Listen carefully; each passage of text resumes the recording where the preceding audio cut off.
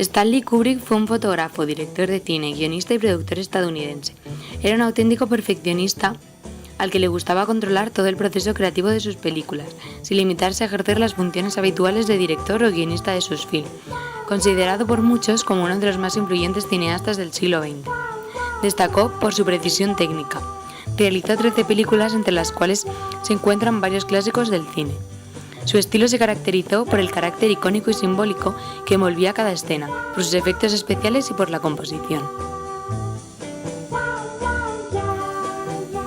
Era un maestro de la composición, ya que cada plano se cuidaba al milímetro, con mente de fotógrafo, haciendo de sus películas una sucesión de instantes precisos.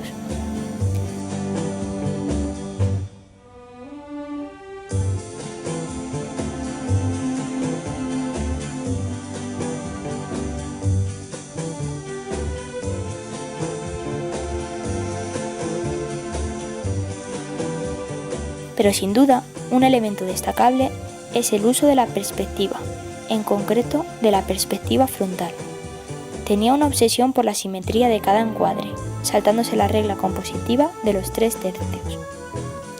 Él trazaba el horizonte en la mitad de la pantalla, de manera recurrente y constante. En sus obras había un trabajo intenso de documentación. Le dedicaba a cada película varios años y pretendía que no quedara ningún detalle suelto y que todo fuese creíble.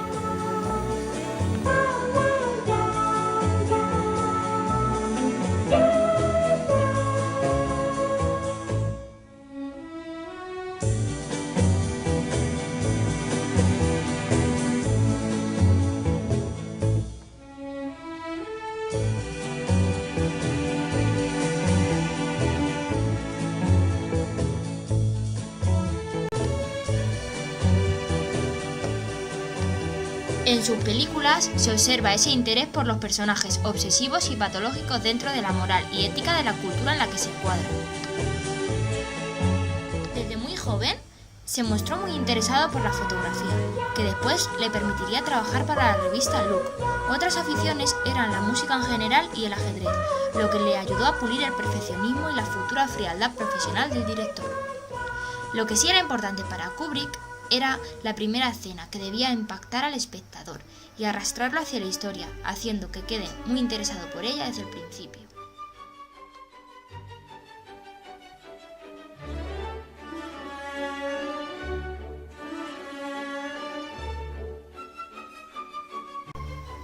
Empezaría a hacer documentales.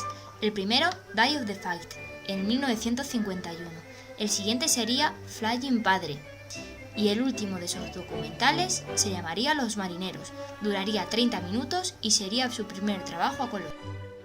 Fear and Desire sería su primera película en 1953 y tras su realización se separó de su primera esposa, Tova Metz. Después vendría Killer Kiss en 1955. Era una notable película de un boxeador que conoce a la mujer de un mafioso y se enamora de ella. En este film conocería a su segunda esposa, Ruth Sobotka. Su primera etapa abarca de 1956 a 1960 y es en la que Kubrick y Harris se asocian en una productora, y de su unión surge Atraco Perfecto, en 1956. La utilización del tiempo cinematográfico hecha por Kubrick supone una innovación para la época. Destaca también la utilización de la cámara baja. Esta película atrajo las miradas de algunos personajes. De entre ellos se encuentra Douglas, que firma con Harris y Kubrick un contrato para 5 películas. La primera película de esa asociación es Senderos de Gloria, de 1957, que causaría polémica y su mensaje antibelicista hizo que en Francia estuviera prohibida durante décadas. Su etapa de consolidación abarca de 1960 a 1968 y en ella se encuentra de nuevo con Douglas, que buscaba un director para Spartacus, de 1960. Kubrick acepta y con ella lanza definitivamente.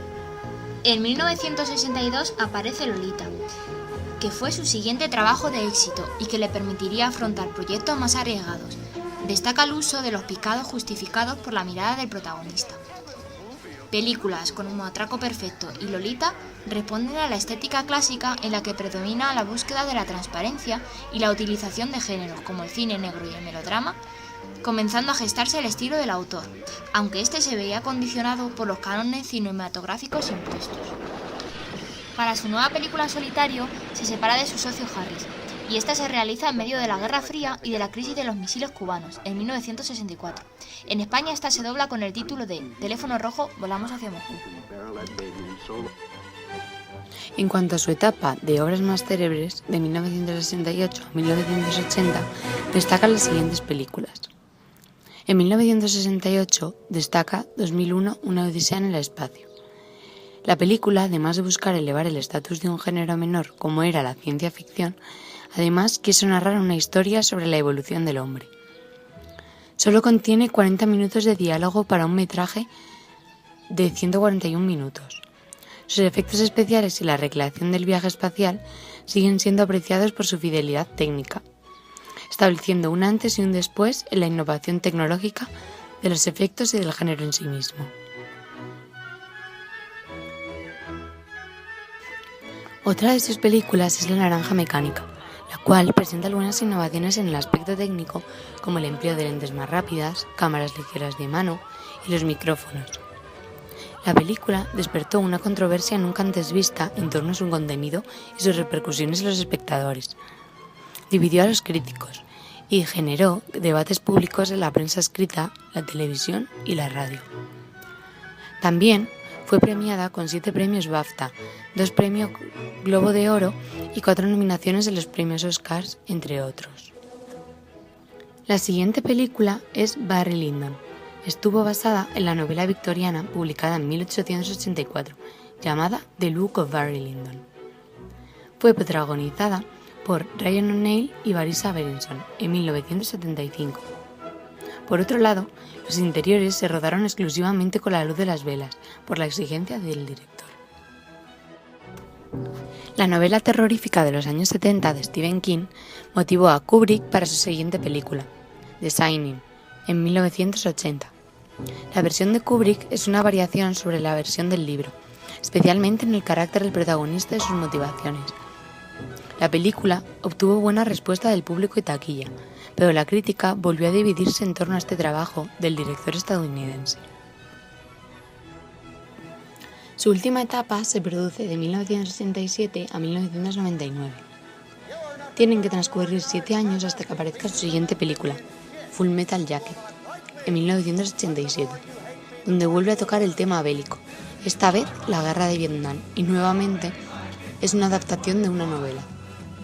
La película tiene 2 partes claramente diferenciadas: la preparación de los soldados en la base de Marines de Paris Island, en Carolina del Sur, Estados Unidos, y la guerra en sí, ubicada en la ciudad vietnamita de Hue.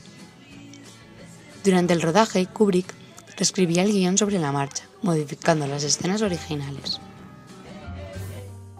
Finalmente, Kubrick realizó Eyes Wide Shut en 1999. La película contó con una pareja en la vida real de las estrellas de Hollywood de aquel momento, Tom Cruise y Nicole Kidman. La película de Kubrick sigue muy cerca a la novela Relato Soñado, y ambas pueden conectarse fácilmente con Sigmund Freud y el psicoanálisis, a través de la posición central de la sexualidad, los sueños, el deseo y la fantasía en la vida de la gente.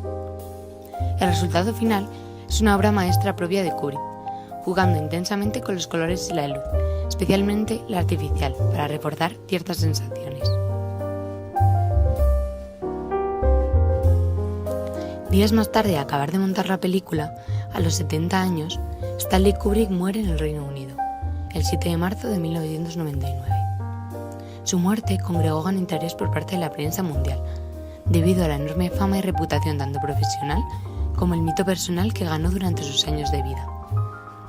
Sus películas no dejaban de incorporar sus propios intereses intelectuales y las reflexiones sobre el hombre y su lucha constante con el entorno. Le obsesionaban los detalles y la calidad del producto. Según grandes actores y directores, Kubrick era controvertido, magnífico, grandioso, especial, enigmático y rompedor.